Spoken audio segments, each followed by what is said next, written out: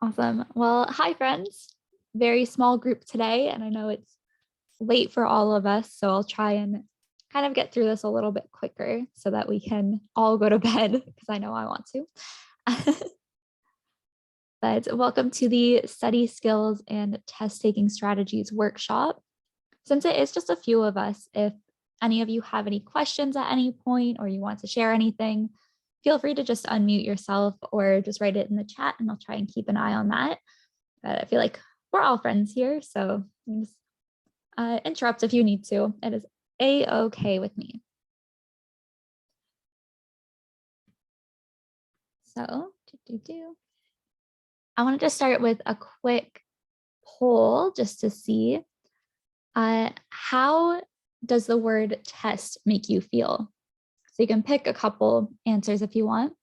Does it make you feel excited, nervous, anxious, kind of neutral, like you don't really feel any way about it?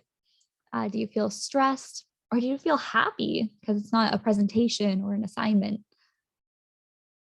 I'll give you a minute to answer that.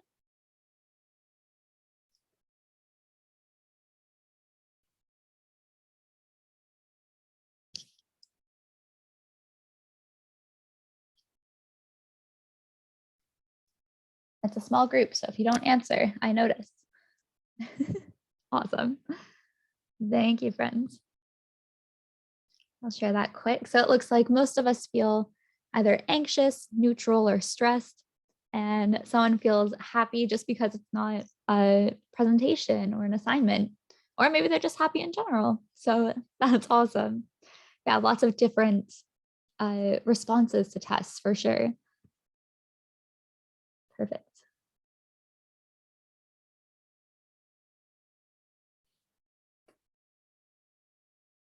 So what do we think we could do to change how we feel about tests? Does anyone have any ideas? Maybe anyone who was feeling more stressed or nervous about the tests? Well, if you have a good grade and you will feel happy about the test. Yeah, definitely. But that's only after the test, right? That's not when you're preparing for it.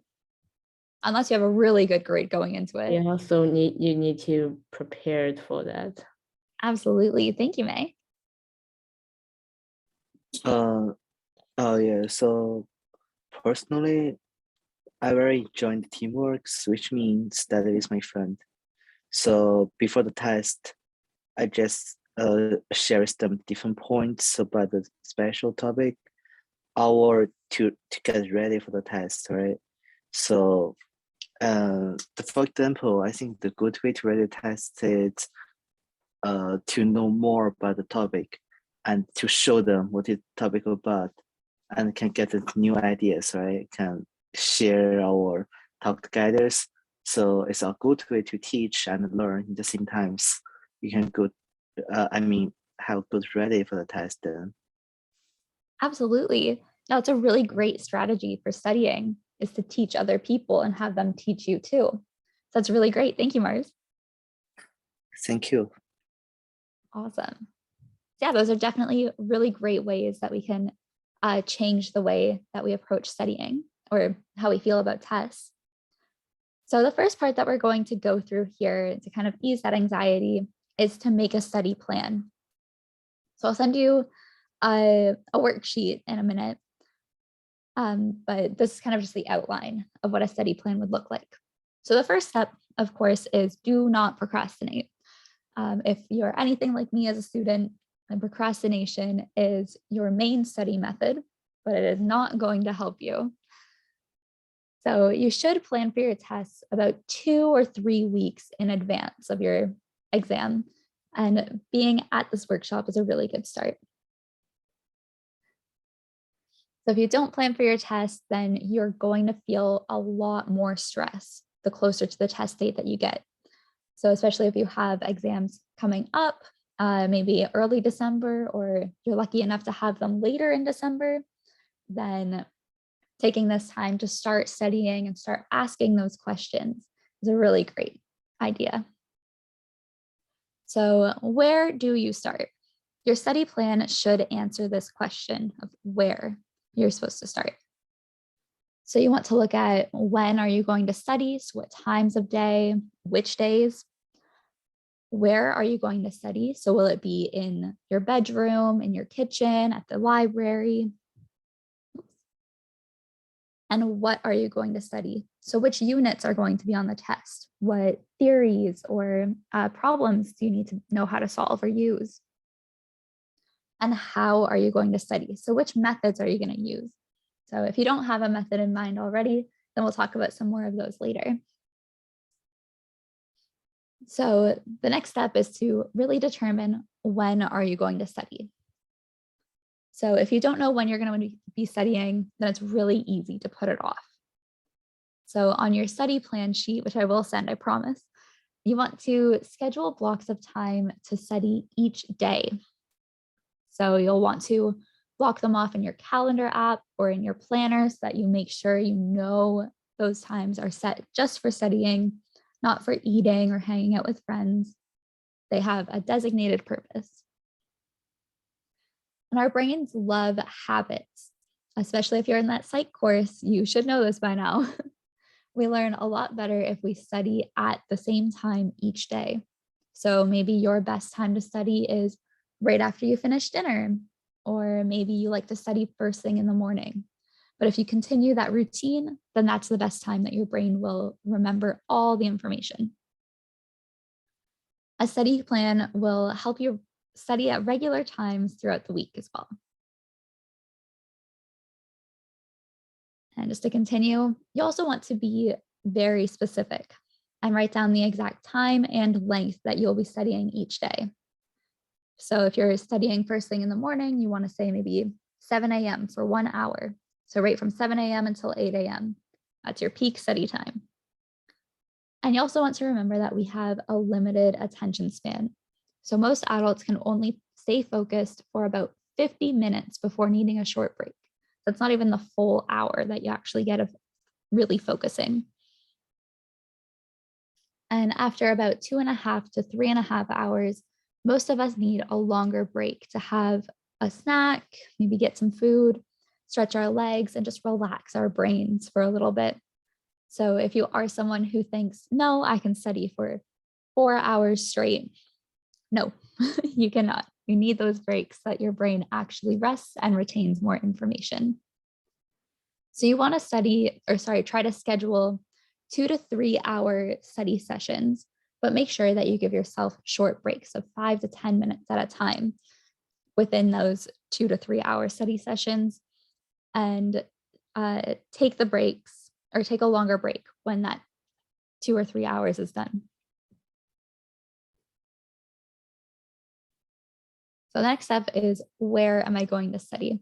Also remember, if you have any questions at any point or you want to share anything, feel free to send it in the chat or raise your hand or just call out. So where are you going to study?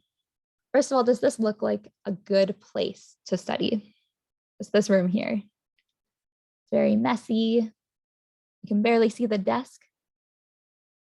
What do you think? Would you like to study in this room? No. No. No. So me yeah, neither. I just answer questions. Yeah, Yeah. thank you. So personally, I very enjoy study. Some it's like cafe or some store have the special food. For Yeah. example, the mocha, right? Green tea stores. It's close to the icon if you've been there before. So it's good. The environment is important. That's awesome. Thank you. No, it's really good.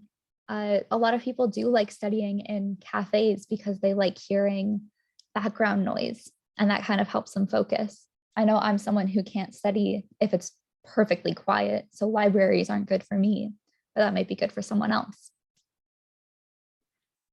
So just as important as when are you going to study, you want to know where you're going to study.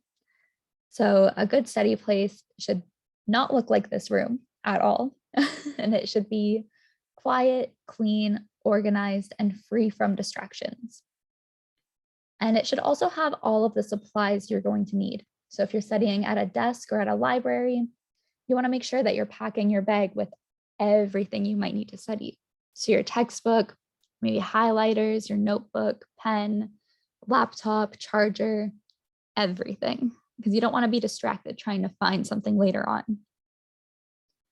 So some good study places include a quiet and clean room in your house, a clean or quiet dorm room or apartment if you're not living in a home, a table outside if the weather is nice, or any other place where you won't get distracted. So even if you are going to those cafes, maybe not going to one with your best friend working there, or where you know all your friends go to hang out, because that might be a little more distracting. But if you're just going by yourself or with one study buddy, then it might be a lot better for you. So human beings are easily distracted. I know I am. So every time you are distracted, it actually takes up to 2 or 3 minutes to refocus. And a study from the University of Texas found that the presence of a cell phone nearby, even if it's turned off, reduces our ability to concentrate. So students whose phone was in another room actually performed a lot better than students who had their phone within arm's reach. So if you're like me and you can reach your cell phone right now, you will probably get very distracted throughout this workshop and throughout your studying. So you might not want to throw your phone in the garbage like this gentleman here, but putting it in another room would be very helpful for you. So what are we going to do? First of all, we're going to turn off your phone. And second of all, we're really going to turn off your phone. You won't get anything too important that you have to miss or that you can't miss while you're studying. And you should also put your phone in another room or have someone else hold onto it while you're studying. Try to use only paper, books, and pens for studying if possible, and kind of limit your distractions with electronic devices. And I know a lot of our courses are online right now, so that feels a little bit difficult, but I'm also doing an online course right now and all my notes are on paper. So you might also find that writing things down physically helps you remember things better than typing them out. Just a little tip. If you have to use a laptop or a tablet, then you should turn off all your notifications or put your computer onto airplane mode so that you can't get onto the internet and you can't get any extra notifications that might distract you. So logging out from your email, logging out from Teams or Facebook or anything. I don't know if you guys use Facebook anymore, but making sure that you reduce distractions that way.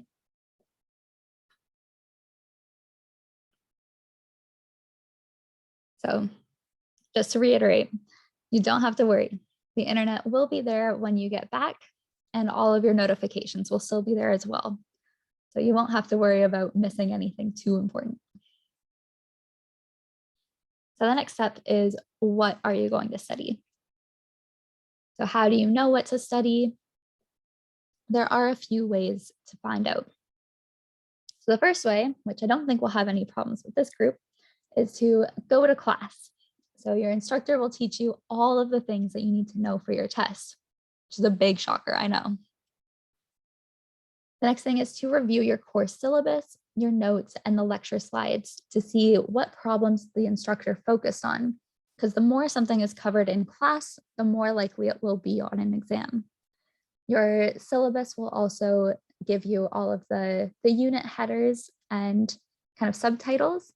Those are normally very important and something that you should focus on when you study for your test as well. You also want to think about what readings you were assigned in your textbook and other separate readings and chapters or sections with important concepts, terms, and problems. And you want to use the questions printed in the textbook to kind of guide your studying. Even if you had a test previously, or you can access any of your old quizzes, those are a really great place to start as well. Because if they were already testing you on that information, then it's probably still going to be important for the final. Unless your test is non-cumulative, then everything from the midterm on will be fair game.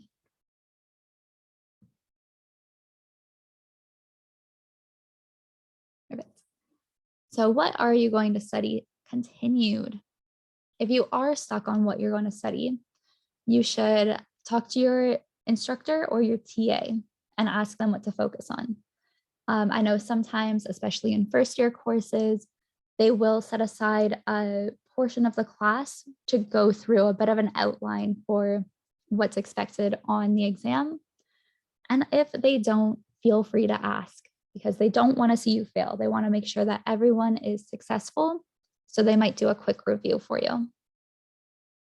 You can also book a virtual meetup with myself or with one of your peer leaders, and we can go through your syllabus and help you organize your notes and figure out what is necessary to study. You can also go to online help sessions. So we have the Writing and Communication Center, which you should be familiar with by now. And you can look at old exams and practice the problems on those. So if you're in engineering or math, especially, there are the engineering and math exam banks. A lot of times the next year's exam will look very similar to something from the years before. Obviously the questions will be different, but the same sort of idea and concept should be tested. And finally, how am I going to study? So depending on the course content, most courses can be grouped into broad categories of either conceptual or practical. So conceptual courses, which are also known as survey courses, contain many different many different concepts, terms, and theories that are all interconnected. So those courses normally involve a lot of readings and writings, reports, and presentations. So these are, I think most of you are in psychology. So psychology would be a conceptual course, as well as history, sociology, biology, any of those kind of ones. And then there are practical courses. So these involve demonstrating your ability to find solutions and are based on structured logical systems and methods. So those are going to be things like mathematics, chemistry, computer science, even English and other languages and labs. So something that you really have to practice to perfect so that you can do it later on. So your base courses would be more of a practical course. And I think the final step of how am I going to study? So if you are in a conceptual course, some of these methods can be pretty effective. So for one, you might want to use flashcards and memorization if you haven't started doing that already. They're very, very helpful. So they would look like these pictures here. So this is for a chemistry course, but you can very easily use this for your psychology. And you would write the, I don't know if it explains it here, yeah. So you would write the term on one side or draw a picture or something on one side. And on the other side, you would have the definition or how and when to use the theory. So the idea is that you would go through your whole deck of flashcards and study or kind of test yourself on which cards you know and which you don't. And that's a really good way to help study. That's how I got through psychology. There's also concept maps, which I know a lot of you are very familiar with right now as well, but you just have to look at the big picture and then see how all of the different concepts are related to each other. That's a really great way to test your knowledge that way. You can also practice short answer and essay questions. So your textbooks and your worksheets are a really great resource for this. And like Mars said earlier, you can teach what you have learned to someone else and quiz each other. If you live in residence right now, or you're living with a bunch of friends who are studying the same major as you, that's a really great way to A, get to know more friends, and B, sit down and learn the material together. So you can kind of catch when someone makes a mistake and help each other learn that way. So it's really great. And then if you are in a practical course, the answer for how you're going to study really is in the name. So you are going to practice, practice, practice. But what does practice look like? it will typically be practice problems or exercises that are in the textbook, worksheets, past quizzes, or on midterms. So in your base courses, it might be going through your Pebble pads. I know you don't have a final, but even your final assignment, using those Pebble pads to get to whatever your last assignment is in each course. So they're pretty scaffolded and very easy to follow that way. Or if you're in math, chemistry, or physics, going through all of your past work will definitely help you in the long run here. So once again, you can use old exams. So look at the exam banks and make sure that you have an answer key or someone who knows the subject really well so that they can review your work. So this might be bringing it to a TA or a tutor, or if you have a really good study partner in your class, then sitting and working together on those to help kind of check each other's work is really great. Perfect. Before I move on, I am just going to quickly share the study planner with all of you. I will also post this on Learn afterwards in case someone doesn't get it right now. But just so you can look over it, maybe work through it a little bit and ask questions at the end if you have any. But yeah, more than happy to help you all with that too. I'm going to pop back in here. Before we do move on, does anyone have any questions about making a study plan or the different ways to study for practical tests versus conceptual tests or anything? Or are we all good to go? Getting a thumbs up from May over here. Perfect. I can never remember how to get back to just the slide I was on, so bear with me here. I'm so sorry.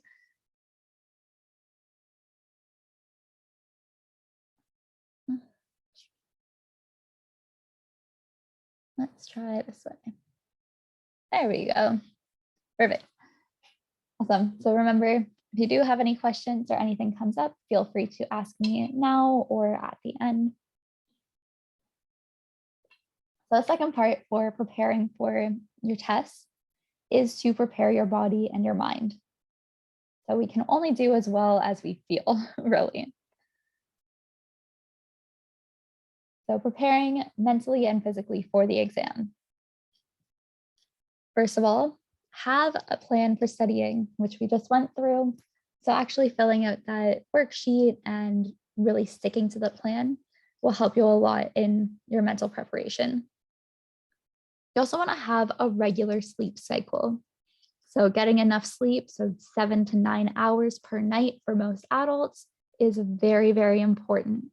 But so is having just a regular sleep cycle. So going to bed at a certain time and waking up at the same time every day kind of helps keep that cycle in balance and keeps up with your circadian rhythm. So that means circadian rhythm means that our bodies like to be active and to rest at the same times each day. So that's why you might find yourself being very tired around the same time or waking up at 7 a.m. even on weekends when you don't actually have school. So if we always sleep and wake up at different times every day, we're going to feel tired, maybe confused and cranky, and that's not good for studying. And it's especially not good for taking tests.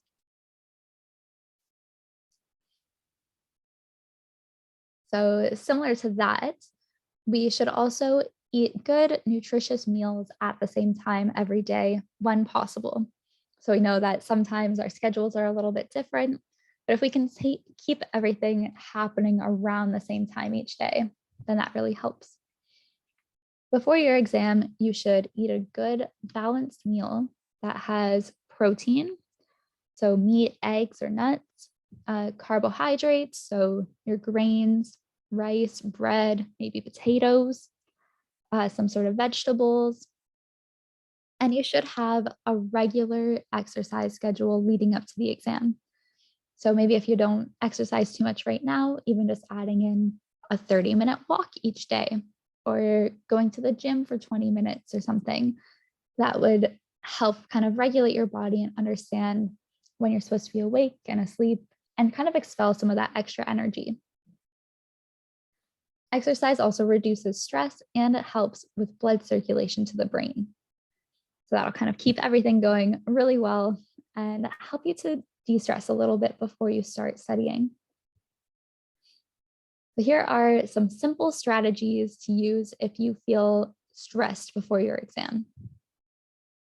So the first one is to write practice tests without notes in a similar environment. So on campus right now, you should be able to use some of the classrooms around campus. If you find a neat building with a cool room, you can go and then sit there, make sure that it's quiet so that you can sit and focus, but kind of creating a similar atmosphere to the actual test. You also want to make sure that you avoid other people right before the exam, if possible, because anxiety can be contagious. So I don't know if you've ever walked into an exam and talked to your friend and asked, hey, how do you feel? And they go, not good, man. I don't remember any of this information. You might catch that and start to doubt your own information. So just try to be on your own. And if you feel like you might forget something, write it down first and then move that information to the right spot later. So what I like to do when I go in for tests is take the blank part of the back page and just write down everything that I can remember up to that point. So if I have only 10 things in my mind, I just write them down right away, and then I can refer back to that later on.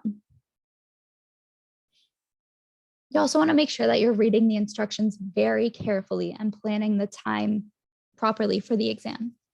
So if you have 15 minutes for part 1 and then 20 minutes for part 2, if you have a very short time for your exam. Another thing to do is to start with the long answer and end with the multiple choice or short answer. Start with whatever is going to take the longest out of your exam time. That way you don't feel too rushed at the end. Some more strategies include focusing on the positives. So if you visualize yourself doing well, you're probably going to do well. If you visualize yourself doing poorly, you're not setting yourself up for a really great outcome. If you get stuck on a hard question, don't get frustrated.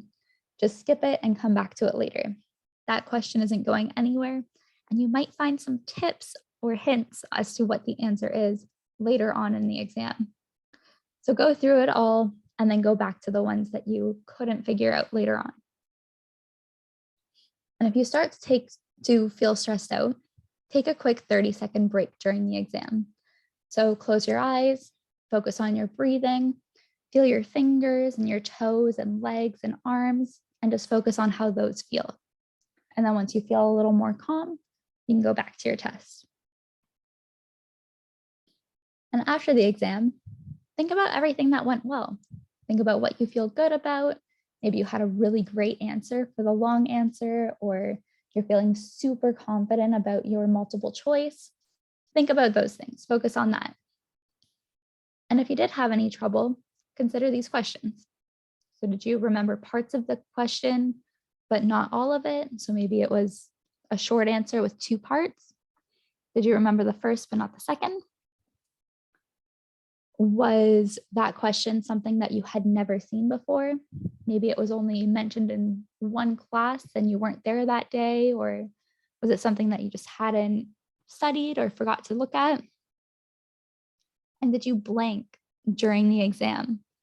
So, and then remember the answer once it was done, because sometimes that happens where you read a question and it's just the anxiety comes and hits you at the same time, and you just forget everything. So is that something that might have happened? If you answered yes to any of those, then you might need to think about how you can change your strategies for future exams or get professional help for test anxiety, which test anxiety is very common in university. So if that is something that you are experiencing, please be sure to let us know and we can help you get the help that you need.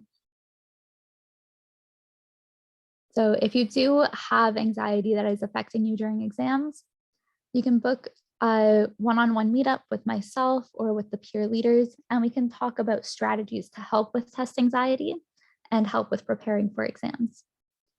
And if you live in Ontario and you are a U Waterloo registered student, then you can book an appointment with the U Waterloo Counseling Services, and they have a lot of really great tips on how to work through it. They offer workshops and group counseling as well. And just remember, you can do this. Remember, don't procrastinate. So you have your study plan template, so you should start making your plan right now. Maybe not right now because it's almost 11 p.m. and you should probably sleep instead, but first thing tomorrow. On your plan, when you do start it, make sure you write your when, where, what, and how you are planning on studying. And also make sure that you are taking care of yourself mentally and physically.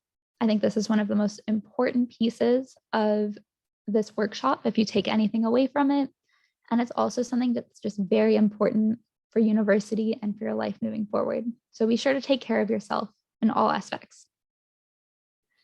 And finally, ask for help. So your instructors, your friends, family, peers, the ELI staff, so myself, your peer leaders, Ryan, Cece, Alex, we are all here to help you. Please make sure you use us and ask for help every step of the way, because we are more than happy to lend a hand. So you can also access all of these resources on the BASE and EFAS hubs. So these are just Google templates on different study plans and other resources that we have to offer. So I'll share that on the Learn hubs as well tomorrow. So that is it. I told you it would be a little bit quicker than it normally is. But does anyone have any questions at all before we kind of leave for the night? I know it's a lot of information, kind of went by a little quickly, but if you have any questions, let me know. Yeah, basically, this is an excellent presentation, and the PowerPoint is more details. It shows it's the schedule things, the time management, and the physics, the mental health something. But yeah, this is very useful then. Of course, helping a lot. So just book the time, make the schedule from tomorrow morning. Yeah, so useful. Awesome, thank you, Mars. I wish I could take more credit for it, but the presentation is by AJ, who will be the student advisor coming back in January. So if you're still around Renison, make sure you pop in and say hi to him and tell him thank you for making this presentation. Does anyone have any questions at all? I can stick around for another couple minutes, but if there are no questions, then feel free to go and get some rest and start taking care of yourself tonight and preparing for your exams.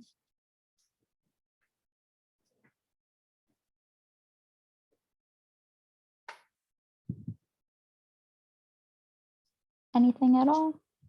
How are we feeling for our finals? I feel like my life is screwed. Pardon? I said I'm feeling like my life is screwed by now. Oh no, that's not what we like to hear.